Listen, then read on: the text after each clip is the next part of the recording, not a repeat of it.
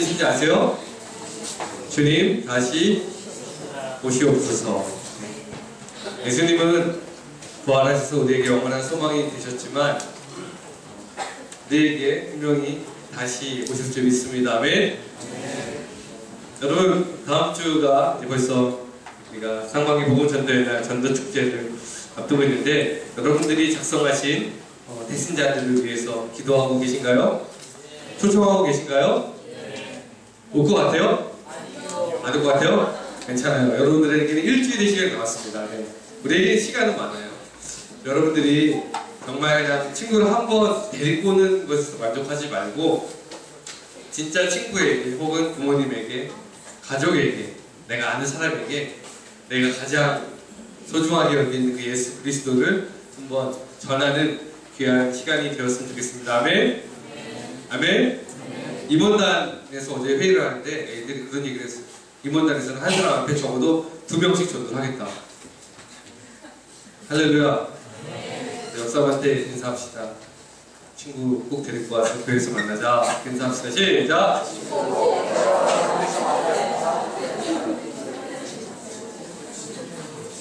지호야, 기대할게. 그렇지? 자, 우리 지난주 김성호 장로님께서 오셔가지고 설교를 해주셨는데 여러분들 많이 도전이 되고 은혜가 되는 시간이었을 것이라고 생각을 했습니다. 설교 첫단에 선택의 중요성에 대해서 말씀하시면서 로버트 프로스트의 이 시를 얘기했습니다. 이 시가 뭘까요? 가지 않은 길. 이거 교과서에 나오지 않나요? 제가 참 좋아하는 시였습니다. 저희가 보기와는 다르게 시를 사랑하는 사람이에요. 감수성이 굉장히 풍부해서 밤 11시간 되면 눈물을 뚝뚝 흘리고 네, 그렇습니다. 이 로버트 프로스트의 가지 않은 길이라는 시가 여러분들 다 아시겠지만 제가 한번 읽어드리겠습니다. 시를 읽을 때는요 단수가 필요합니다. 네. 여러분 다 눈을 감으세요. 눈 감고 액수 생각하지 마시고 여러분들은 지금 숲속을 지금 거닐고 계십니다. 노란 숲속에 길이 두 갈래로 나섰습니다. 나는 두 길을 다 가지 못하는 것을 안타깝게 생각하면서 오랫동안 서서 한 길이 굽어 꺾여 내려간 데까지 바라볼 수 있는 데까지 멀리 바라다 보았습니다.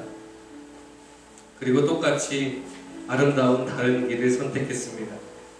그 길에는 풀이 더 있고 사람이 걸을 자취가 적어 아마 더 걸어야 될 길이라고 나는 생각했던 것이지요.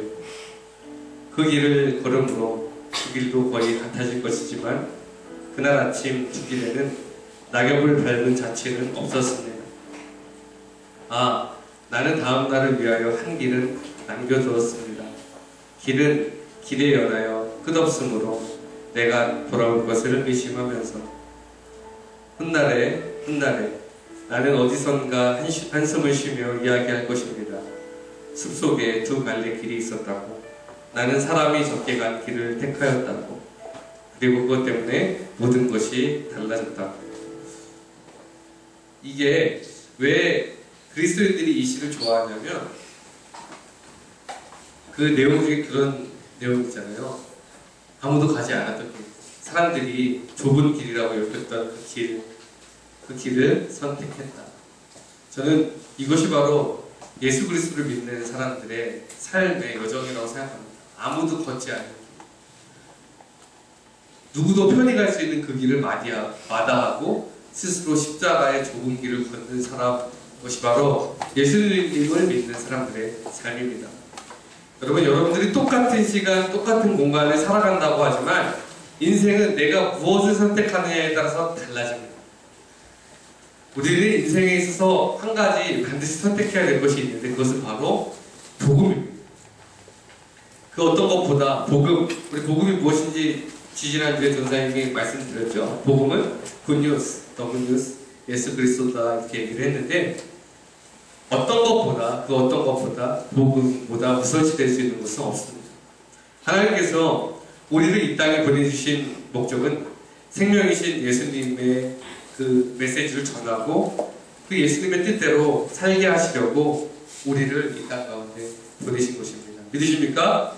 그게 여러분 그리스도인의 삶입니다. 근데 많은 사람들이 삶을 살아야 되는 목적과 방향보다는 요새 사람들을 보니까 방법을 찾기에 바빠요. 어떻게 하면 돈 많이 벌 수 있을까? 어떻게 하면 좋은 대학, 좋은 직장 들어갈 수 있을까? 어떻게 하면 인기가 있을 수 있을까? 어떻게 하면 더 큰 집에서 좋은 차를 타고 잘 살 수 있을까? 방법에 대해서 많이 고민하는 사회에서 살고 있습니다. 근데 여러분, 좁은 길을 걷는 사람, 가지 않는 길을 선택하는 그리스도인들은 좀 달라야 되겠죠. 우리는 여러분 방법을 따라 사는 사람들이 아니라 우리가 살아가는 목적, 복음을 누리고 전하는 삶을 살아가야 되는 것입니다. 이 타이밍에서 아멘 크게 해야 돼요. 이거를 하기 위해서 긴 시간이 온 거예요. 할렐루야. 방법이 아니라 뭐를? 복음을 누리고 복음을 전하는 사람이 되는 것. 이것이 바로 하나님께서 우리를 이 땅 가운데 보내주신 목적이라는 것입니다. 우리가 저번주에 조사님이 아주 영어를 쓰면서 더 굿뉴스라고 얘기를 했잖아요. 더 굿뉴스. 우리에게 가장 좋은 소식이 뭐냐? 우리에게 좋은 소식들이 너무 많다. 엑소가 컴백하는 것도 좋은 소식이고 뭐 여러 가지가 있어요. 근데 그보다 더 좋은 소식, 모든 사람, 모든 장소, 모든 계층을 뛰어넘어 반드시 들어야 될 그 좋은 소식, 그 더 굿뉴스가 누구라고 했죠? 지저스 크라이스트, 예수 그리스도다. 그것을 우리가 설교를 통해서 나눴습니다. 여러분, 이미 우리가 가진 가장 좋은 소식, 그 예수님을 삶의 자리에서 누리면서 감사하게 살아가야 하는 것이 여러분 인생에 있어서 가장 중요한 것입니다. 요즘 가장 인기 있는 연예인이 누구일까요? 네? 저는요, 에이핑크의 미스터 추라는 노래를 너무 좋아합니다. 어제도 제가 막 듣고 있는데 청년들이 와서 왜 전도사님 찬양을 듣지 않고 에이핑크 미스터 추를 듣느냐고 얘기했을 때 나도 들을 권리가 있다. 나도 좋아할 권리가 있다. 한 사람의 남자로서 에이핑크를 좋아할 수 있잖아요. 그렇죠? 저는 아멘 나왔습니다. 저는 에이핑크의 미스터 추를 너무나 좋아해요. 근데 여러분, 요새 에이핑크도 인기 있고요, 엑소도 인기 있고, 또 누가 있죠? 인기 있는 사람? 네? 노래를 부르세요. 네? 네, 제 엑소가 나오면 노래를 부르시네. 여기서 그러시면 안 됩니다. 노래방에 가세요. 인기 있는 연예인들이 굉장히 많습니다. 근데 여러분, 요새 가장 인기 있는 사람은 김보성입니다. 여러분, 의리 아시죠? 다음 주에 그 의리도 아는 친구들이 올 줄 믿습니다. 아멘도 의리예요. 할렐루야. 네. 의리가 있잖아요, 그렇죠? 그 중에 이 의리 열풍이 막 불어서 제가 주보에다가도 이제 의리를 이렇게 넣었는데, 예수 그리스도를 그렇게 표현했다고요. 예수 그 의리스도. 예수 그 의리스도라고 기독교인들 사이에서는 이제 막 얘기를 하고 있는데요. 어떤 분들은 되게 부수적인 시각을 갖고 있는 어른분들은 불경하게 예수 그리스도를 예수 그 의리스도라고 했다고 막 열을 내시는 분들이 있는데, 저는요, 요즘 그 의리 열풍을 보면서 설교를 준비하면서 스스로에게 질문해 봅니다. 여러분들에게도 한번 질문해 봅니다. 여러분들은 예수님과의 그 의리가 있습니까?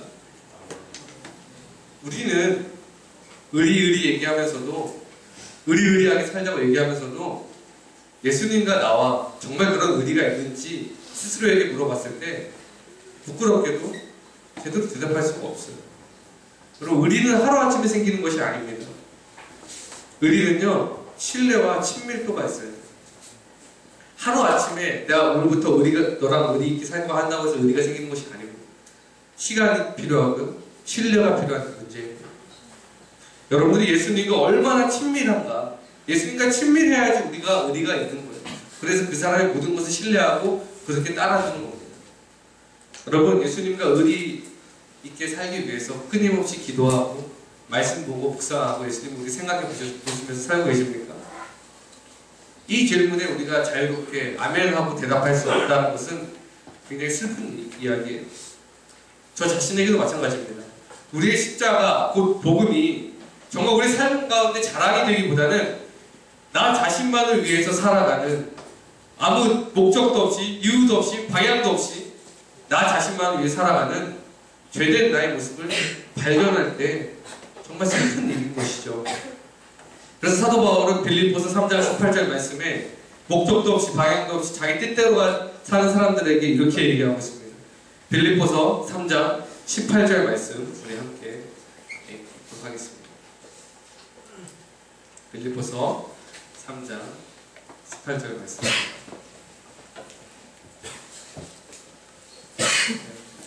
준비가 안 됐으면 제가 읽어드리겠습니다. 내가 여러 번 너희에게 말하였거니와 이제도 눈물을 흘리며 말하노니 여러 사람들이 그리스도의 십자가의 원수로 행하느니라. 사도 바울이 그런 얘기를 했어요. 빌립보 교회인들에게 너희들이 이제는 십자가의 원수로 살고 있다. 얼마나 많은 사람들이 복음을 알고도 십자가의 뜻대로 살아가지 않는지 자신의 생각과 세상의 문화에 휩싸여서 제멋대로 살아가니까 사도 바울이 뭐라고 했냐면 너희들은 십자가의 원수로 살고 있다. 십자가의 원수는 예수님이 아니라 세상을 살아가는 사람입니다. 나누기보다는 자신만을 추구하는 삶, 타인에게 사랑과 겸손보다는 비판과 비난하기를 좋아하는 삶, 거짓과 탐욕과 욕심으로 자기의 인생에 점철되어 버린 사람들을 십자가의 원수로 사는 사람이다 이렇게 이야기하고 있는 것이죠. 여러분 믿음이 우리 안에 있죠? 그렇죠? 믿음이 있지만 우리는 부끄럽게도 십자가의 원수로 살아갈 때가 너무나 많습니다. 왜냐하면 이 죄라는 문제가 항상 우리의 발목을 잡고 있어요. 내가 믿음이 있기 때문에 죄를 지으면 내 마음 가운데 죄책감이 들어요. 이렇게 살면 안 되는데 그런 거룩한 고민들을 합니다. 근데 이제 그 차원을 넘어서 그게 너무 익숙해져 버린 거야. 그래서 내가 죄를 짓고도 아무런 마음에 미동도 없는 그런 상태. 그런 상태를 바로 십자가의 원수로 사는 삶이다 라고 사도 바울은 이야기하고 있습니다. 여러분 제가 언제 가장 괴로울까요? 언제 가장 힘이 들까요? 언제 제가 힘들 것 같아요? 저는 항상 안 힘들 것 같죠? 그렇죠? 맨날 행복할 것 같죠? 그렇지 않습니다.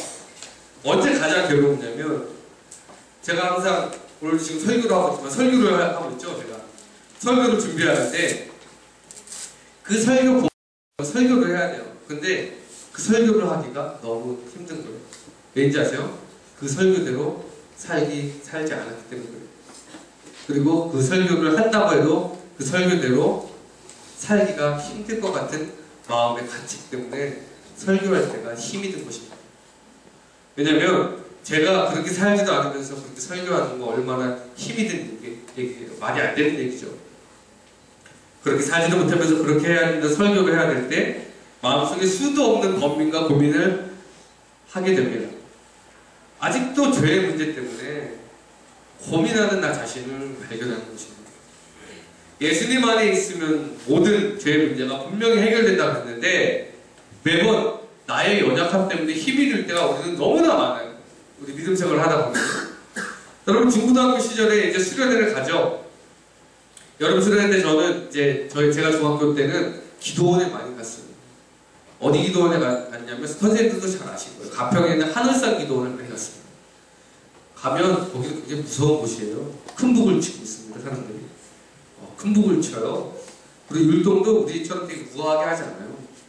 강력해요. 거기가 율동도.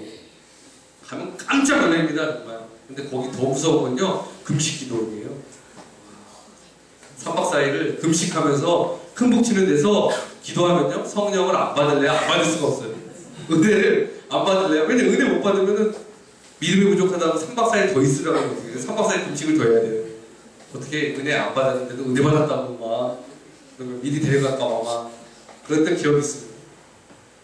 가서 막 이제 기도를 하죠. 기도를 하면요. 정말 기쁨이 있어요. 열심히 기도하고 하면 방언의 은사도 받고 하면 배는 고프지만 너무 행복한 거예요. 기쁜 거예요. 아 이제 진짜 세상에 내려가면 내가 죄졌던 거 죄 계속 지고 있는 거 다 청산하고 정말 깨끗이 살 수 있겠다라는 마음의 다짐이 있어요. 그리고 가평에서 내려옵니다. 가평에서 여기까지 오는 이렇게 그 봉고차를 타고 오는 순간 내가 받았던 은혜가 다 날아가요. 나는 이미 옆 사람 애랑 친구랑 싸우고 있어. 그 집에 가서 이렇게 범죄하려고 할 생각을 이미 막 짜고 있어. 위에 산에 있을 때는 정말 은혜 받고 깨끗이 살 수 있을 것 같은데 삶의 장면 돌아오니까 습관적인 죄 때문에 무너지는 나 자신을 발견하게 되는 거죠. 이거는 여러분들도 마찬가지라고 생각해요. 여러분들 습관적으로 지는 죄 있죠? 제가 다 얘기하지 않을게요. 여러분들이 있을 거예요. 특히 남자들 있을 거예요. 더 이상 얘기하지는 않겠습니다. 습관적으로 지는 죄들이 우리 가운데 다 있어요. 근데 그 문제를 내가 너무나 해결하고 싶은데 해결하지 못하는 거예요. 믿음 있고 은혜 받았는데 해결할 수 있을 것 같은데 내려오면 실패하는 자신을 발견하게 되는 것입니다. 그래서 우리는 늘 삶의 자리에서 우리를 괴롭히는 죄의 문제와 그런 것들이 나를 굉장히 작은 존재로 만들어버려요.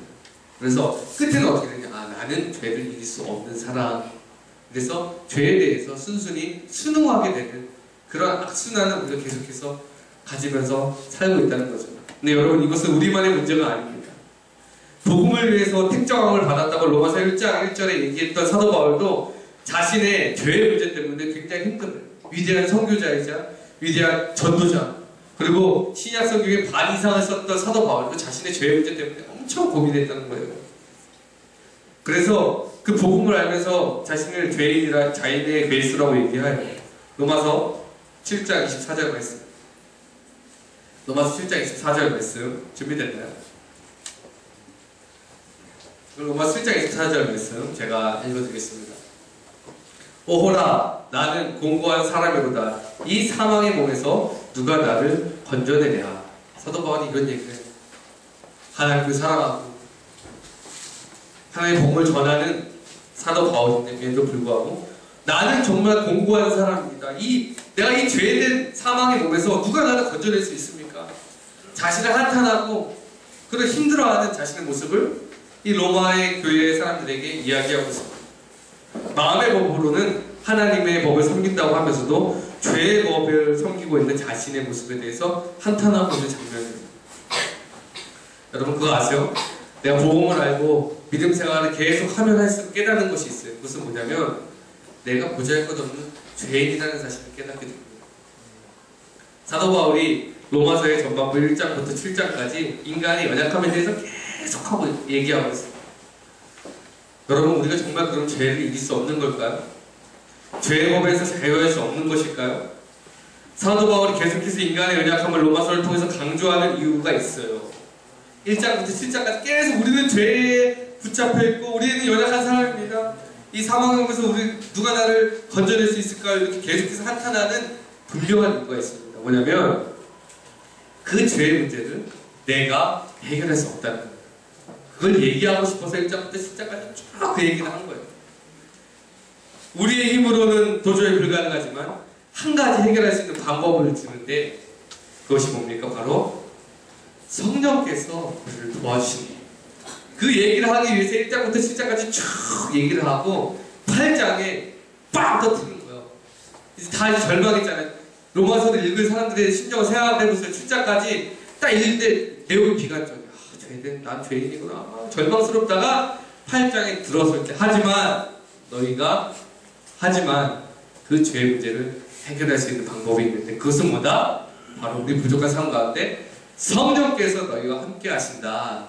그 얘기를 사도 바울이 하고 있는 거죠.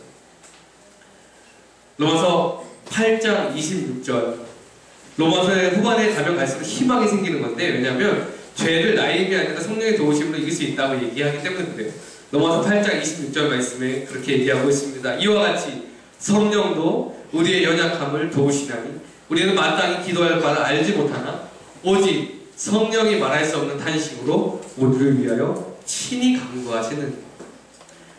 우리가 연약해서 우리는 기도할 바를 알지 못하는데요, 그 죄의 문제 때문에 힘들어하는데 오직 성령이 말할 수 없는 탄식으로 우리를 위하여 친히 도우시고 친히 간구하신다. 죄가 우리의 삶을 괴롭힐지라도 우리가 절망하지 않고 희망을 갖고 있는 것은 뭐냐면 성령께서 함께 하신다는 것입니다. 아멘? 성령이 우리를 도우신다는 거예요. 예수님께서 승천하실 때 올라가시는 당신을 대신해서 우리의 곁에 힘주시고 도움을 주실 성령을 우리에게 주신 것은 하나님의 놀라운 은혜입니다. 우리 힘으로 안 되기 때문에 그래요. 여러분 죄의 문제를 여러분 스스로 해결할 수가 없어요. 인간의 죄성이라는 게 너무나 연약한 의지를 갖고 있어서 우리 힘으로 할 수 있는 문제가 아닙니다. 성령의 은혜를 구해야 된다는 것입니다. 나의 의지로 나는 죄를 끊을 거야 라고 해서 끊을 수 없다는 거예요. 성령의 은혜가 우리 가운데 강력하게 임했을 때 우리는 그때부터 죄된 우리의 어둠의 영역들이 밝아지는 것입니다. 그것이 바로 성령께서 우리를 도우신다는 것입니다. 오늘 본문을 통해서도 성령께서 함께 하시는 능력을 볼 수 있는데, 사도 바울은 오늘 고린도 교회 사람들에게 편지를 쓰는 본문을 통해서 자신의 사역이 정말 쉽지 않다, 진짜 어렵다라고 토로하는 것을 볼 수 있습니다. 오늘 본문 말씀 한번 띄워주시겠어요? 우리 같이 읽었던 고린도전서 2장 3절 4절 말씀, 우리 3절 4절 말씀 다 같이 함께 읽습니다. 시작!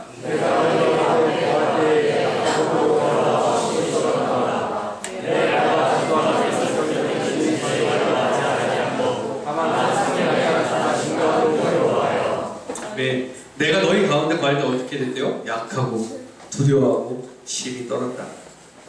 사도 바울이 이제 전도여행을 3번을 걸쳐서 떠났는데, 말이좋아 전도여행이지 목숨을 걸고 떠난 사투였어요.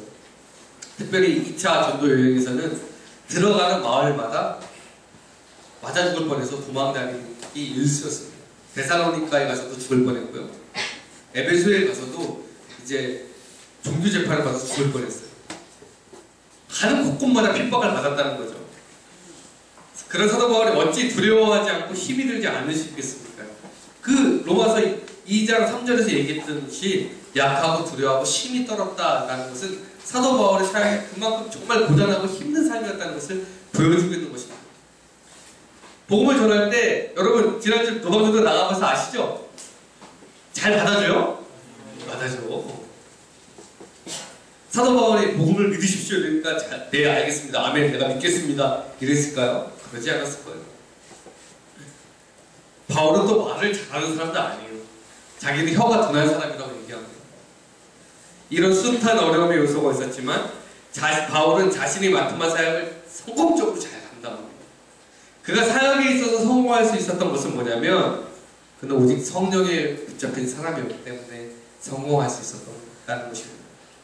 그가 존경받는 사도가 될 수 있었던 것은 그가 하나님 앞에 겸손히 무릎 꿇으면서 자신의 능력과 힘이 아니라 성령을 구하면서 그 도우심으로 주님의 일을 감당했기 때문에 그 사역 가운데 열매가 있었다는 것입니다. 여러분, 종교개혁을 일으킨 사람이 누구죠? 이럴 때 되게 어렵죠? 종교개혁을 저번 주에 김소장님이 얘기했잖아요. 종교개혁을 일으켰던 사람이 누구일까요? 마틴 루터. 마틴 루터가 어디 사람입니까? 어디요? 어디? 영국 아니에요? 아니, 공부 좀 해라 진짜. 독일입니다. 독일. 마틴 루터가 독일 사람인데, 중세 카톨릭 교회가 굉장히 부패하니까 이 카톨릭 교회를 비판하는 95가지의 반박문을 비텔베르크 성당 게시판에다 붙여놨어요. 근데 이 일은 목숨을 걸고 한 일이었습니다. 왜냐면 이단으로 몰려서 바로 죽거든요, 당시에. 화형이 존재할 때예요. 마녀사냥이 존재할 그때예요. 근데 그때는 이 마틴 루터가 종교개혁을 하기 위해서 목숨을 걸고 95기조 반박문을 비텔베르크 성당에다 붙였습니다. 그것 때문에 마틴 루터는 굉장히 고단한 삶을 살아요. 카톨릭에서 이단으로 정죄당했습니다. 그리고 정죄당하는 것뿐만 아니라 그의 목숨을 내놔야겠어요. 보름스라는 곳에서 이제 종교재판 회의가 열렸는데, 이 마틴 루터에 대해서 재판을 하는 그런 내용이었습니다. 교황청에서 이 사람을 유혹하기 위해서 정치적인 압박도 넣어보고 유혹도 하고, 여기서 네가 아니라고 하면 그걸 용서해줄게, 파문하지 않을게, 이렇게 달콤한 욕들을 많이 했는데, 그가 마지막 그 재판 때 서면서 무슨 얘기를 했냐면 이렇게 얘기합니다. 내 양심은 하나님의 말씀에 사로잡혀 있습니다. 나는 아무것도 취소할 수 없고 또 취소하지도 않을 것입니다. 왜냐하면 양심에 어긋난 행동을 한다는 것은 우리에게 옳지 않을 뿐만 아니라 우리에게 안전하지도 않기 때문입니다. 여기부터 잘 들으세요. 나는 여기에 분명히 서 있습니다. 나는 달리 어찌할 도리가 없습니다. 하나님 이 몸을 도우소서. He stay here, help me, God. 이건 독일어 나왔어, 그렇지? God, God, 하나님의 하나님. 나는 여기 서 있습니다. 주님 나를 알고 보니까 그는 성령의 사람이었다는 거예요. 성령에 붙잡힌 그는 불의를 이야기할 수 없어요. 왜? 하나님의 성령이 내 안에 임하는데 내가 어떻게 불의를 얘기해? 거짓을 이야기할 수 없었습니다. 그래서 희생을 각오하고 정의를 이야기했던 것입니다. 그는 정령 성령의 사람이었다는 것이에요. 종교개혁의 캐치프레이가 세 가지예요. 오직 믿음으로, 오직 은혜로, 오직 성령으로. 근데 이 세 가지보다 더 중요한 게 있어요. 이 세 가지를 이야기했던 마틴 루터가 성령에 사로잡힌 사람이었기 때문이었습니다. 그 성령께서 마틴 루터의 마음과 심령 가운데 있었기 때문에 그가 두렵지만 좁은 길을 담대하게 걸어갔다는 것입니다.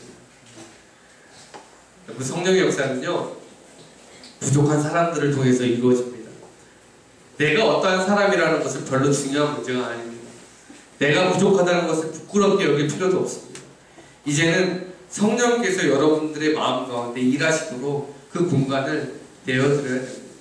내 생각과 내 뜻과 내 가치관을 내려놓고 성령께서 함께 하시겠다는, 성령께서 도우시겠다는 그 마음을 가지고 성령께서 일하실 수 있도록 그 마음의 자리를 내어드리는 작업이 우리 삶의 자리에서 필요합니다. 여러분은 작은 존재가 아닙니다. 성령께서 우리를 도우시기 때문에 그렇습니다. 우리의 문제를 성령께서 해결하실 것입니다. 그분께서 대신 아파하실 것입니다. 여러분의 슬픈 가운데. 그리고 여러분들에게 세상이 줄 수 없는 하나님의 평안하심을 분명히 주실 것입니다. 여러분들이 성령에 사로잡힌 사람들이 되시기를 주님의 이름으로 축복합니다. 네. 그럴 때 그 세상 가운데 두려워하지 않고 담대하게 나갈 수 있는 힘이 거기에 있는 것입니다. 사랑하는 여러분, 우리가 지난주 처음으로 중고등부가 노방정도를 나갔어요. 제가 한번 돌아다녀 봤습니다. 몇몇 헤매는 복장을 발견했습니다. 쉽지 않죠. 전도하는 게 쉽지 않죠. 여러분, 전도지가 그렇게 무거운 건 처음 느껴보셨죠? 그렇죠? 아니, 사실 가벼운 건데 이게 입절을 떼기가 굉장히 쉽지가 않아요. 나는 이상한 사람을 보지 않을까. 남에게 한마디 복음을 전하는 게 쉽지 않은 일이라는 것은 몸으로 배운 시간이었습니다. 복음을 전할 때 여러분들의 말솜씨와 여러분의 능력으로 그분들의 마음을 돌려줄 수 없습니다. 성령께서 역사하셔야 돼요. 사도 바울이 오늘 본문 말씀에서 그런 얘기를 했잖아요. 내가 복음을 전할 때 내 말의 지혜와 내 능력을 하지 않았다.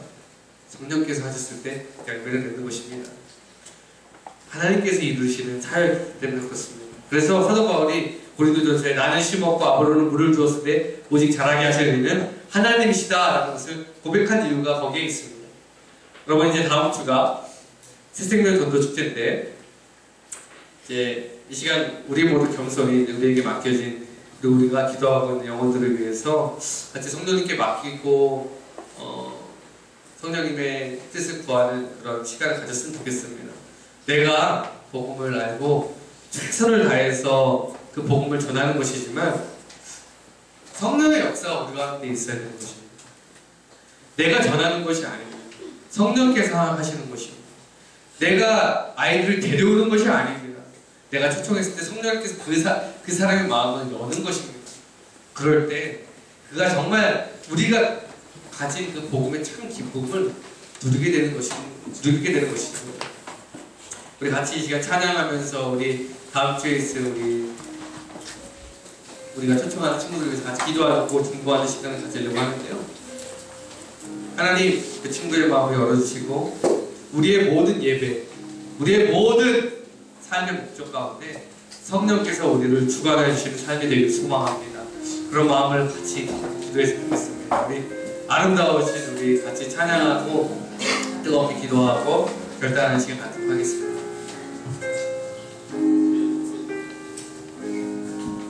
내 안에 주를 향한 이 노래 영원한 노래 있으니 날 향한 주의 눈 크신 영원히 찬양하리라.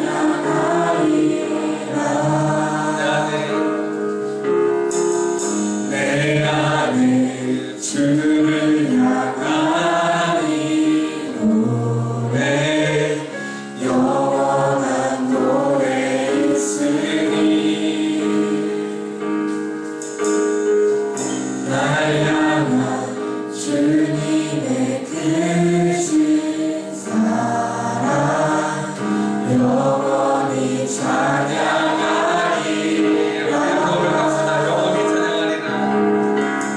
영원히 찬양하리라.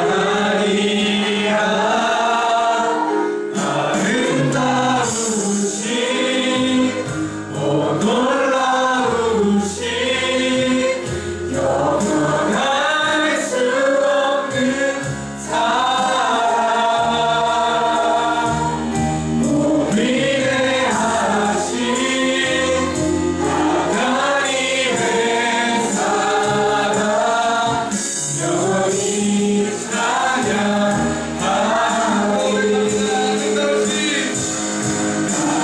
아름다우신 오 놀라우신 영원할 수 없는 사랑 오 위대하신 하나님의 사랑 영원히 찬양하리라.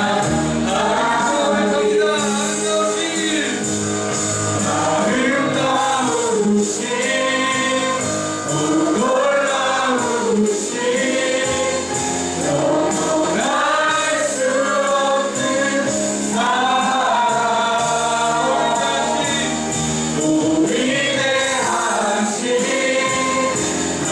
하나님의 사랑 영원히 찬양하리.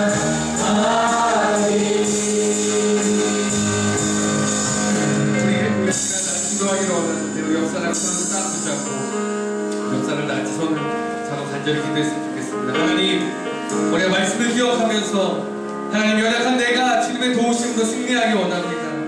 나의 삶의 자리에서 내 힘과 능력이 아니라 성령의 붙잡힌 바 내 삶을 살기를 원합니다.